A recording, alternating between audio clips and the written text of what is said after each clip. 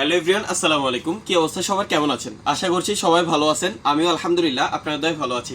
আমি Nishad Patwari north cypress থেকে নতুন কিছু সাইপ্রাসের তথ্য নিয়ে আপনাদের মাঝে চলে আসছি। যদি ভিডিওটা ভালো লাগে অবশ্যই লাইক কমেন্ট শেয়ার করে আমাদের পাশে থাকবেন। যারা এখনো আমাদের আনসেন সাইপ্রাস এই ইউটিউব চ্যানেলটিকে সাবস্ক্রাইব করেন নাই, অবশ্যই সাইপ্রাসের সমসাময়িক বিষয় জানার জন্য আমাদের চ্যানেলটিকে সাবস্ক্রাইব করে আমাদের পাশে থাকবেন। ধন্যবাদ সবাইকে। আজকে আমি কথা বলবো যে সাইপ্রাসের যে সরকারি স্যালারি রয়েছে এটা আবারও বাড়ানোর সিদ্ধান্ত নেওয়া হয়েছে, তবে এখনো পর্যন্ত ক্লিয়ার করে বলা যাচ্ছে না যে কত টাকা বাড়ানো হবে। এটা নিয়ে শ্রম মন্ত্রণালয়ের যে মন্ত্রী ছিল এবং নর্থ সাইপ্রাসের যারা বড় বড় কর্মকর্তাগণ রয়েছেন ওনারা সবাই মিলে বসে এটার একটা সিদ্ধান্ত নিয়েছেন যে জিনিসপত্রের দাম যেভাবে বাড়ানো হচ্ছে প্রতিনিয়ত এবং তার সাথে তাল মিলিয়ে আমরা যারা এশিয়ান এই দেশে রয়েছি, অর্থাৎ বাংলাদেশ, পাকিস্তান সহ আরও বিভিন্ন দেশের যারা শ্রমিক রয়েছে তাদের দেশেরও কিন্তু তুর্কির লিরা কমে যাওয়ার কারণে তারা দেশে যেভাবে টাকা পাঠায় ওটার মানটাও কমে যাওয়ার কারণে ওনারা সিদ্ধান্ত নিয়েছেন যে সাইপ্রাসের যে সরকারি স্যালারি রয়েছে এটা আবারও বাড়ানো হবে।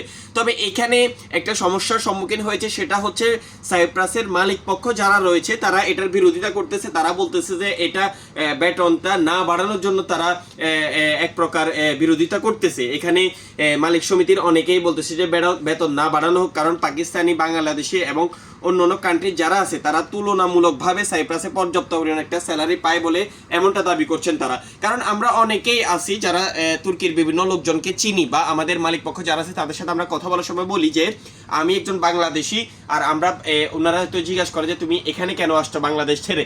আমরা অনেকেই বিভিন্ন সময় ওনাদেরকে বলে ফেলি যে আমাদের ওইখানে কাজ করলে আমরা কম টাকা আর্নিং করতে পারি বা আমাদের ওইখানে স্যালারি কম। আজকের মানে সরকারি যে স্যালারি এটা $200, $250, $300 এমনটা আমরা বলি। ওই তুলনায় কিন্তু সাইপ্রাসে মানুষ 8 থেকে 9 ঘন্টা 10 ঘন্টা কাজ করে কিন্তু $1000, $1200 পর্যন্ত তারা স্যালারি পেয়ে থাকে।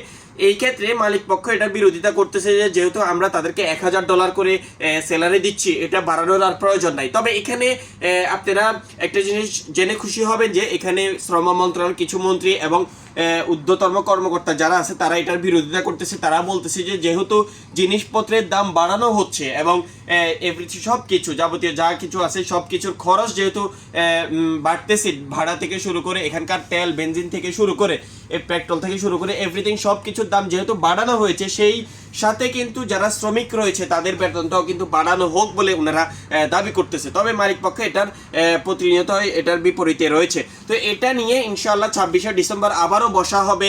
ওনারা 26শে ডিসেম্বরে এটা পরিপূর্ণভাবে সিদ্ধান্ত আসবেন যে কত টাকা বাড়ানো হয়েছে বা কিভাবে দেওয়া হবে।